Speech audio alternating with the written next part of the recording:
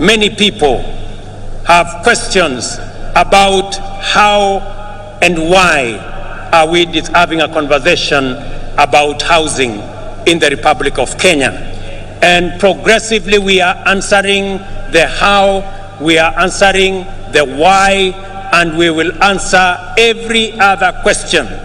Because right here in Embu, and as we do in every part of Kenya, we have our own citizens, millions of young people who do not have a job.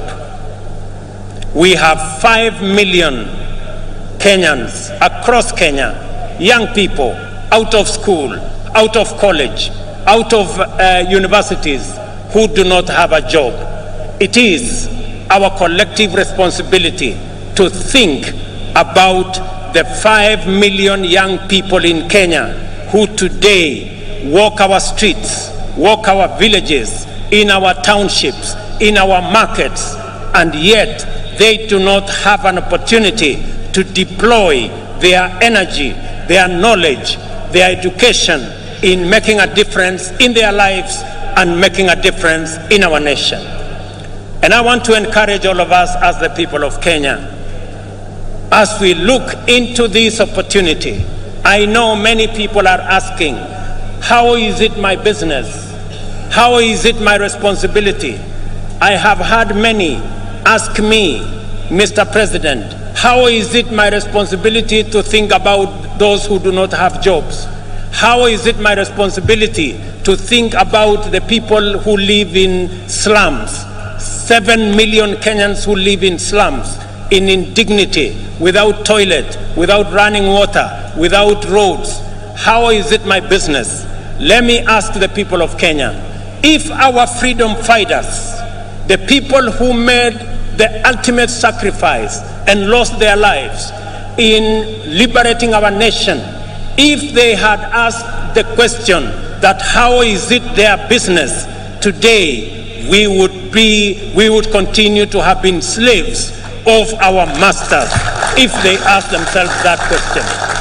It is our opportunity, as they did, to liberate our country.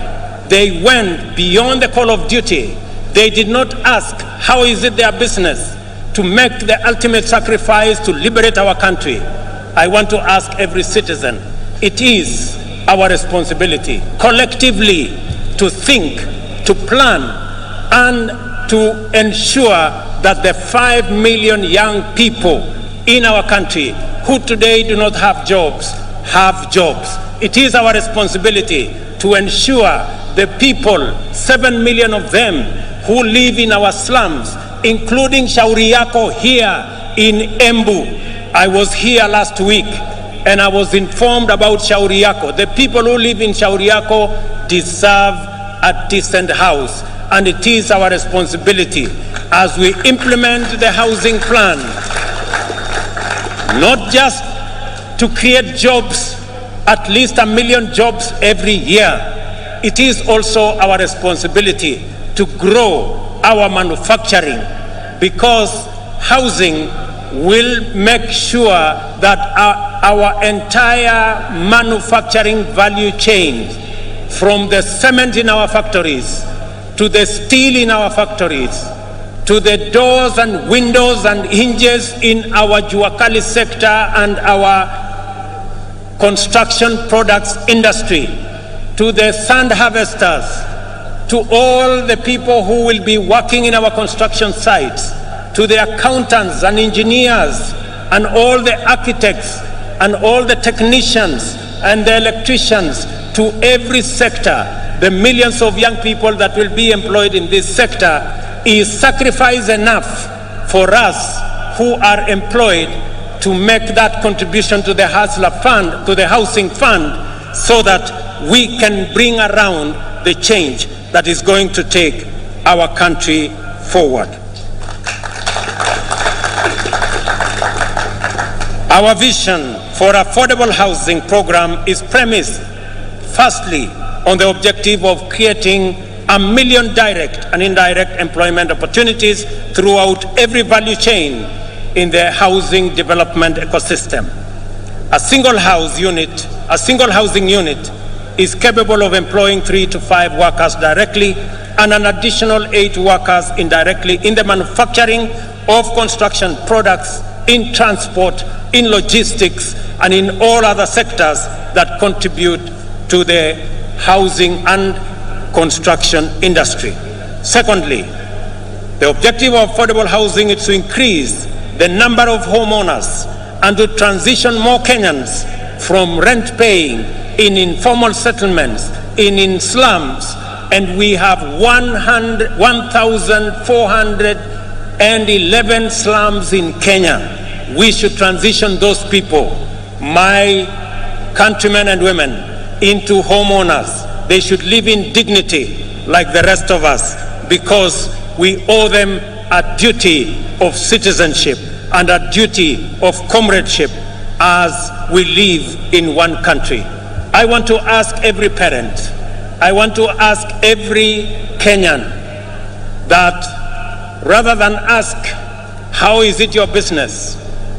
We must know that it is our business, because the 5 million young people are our children. They are our citizens. They pay taxes. And when we transition them into jobs, we are building a bigger pool of taxpayers. The conversation we have today in Kenya is different. I did promise the country 3 years ago that we are going to change the conversation. That the conversation is not going to be anymore about leaders. It is going to be about citizens. It is going to be about those who do not have jobs.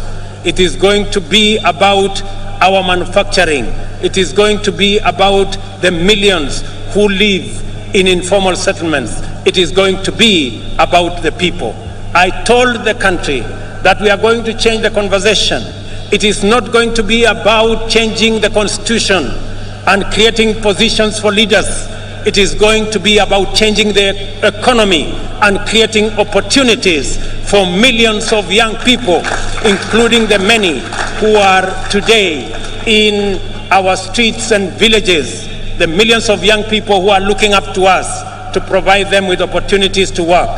It's going to be about the ordinary people who work in the manufacturing sector, the people who also wants to contribute, to be taxpayers, but because they have no jobs, they cannot pay tax. I promise the country that it is not going to be about sharing power. It is going to be not about sharing power by the elite and by leaders. It is going to be about empowerment of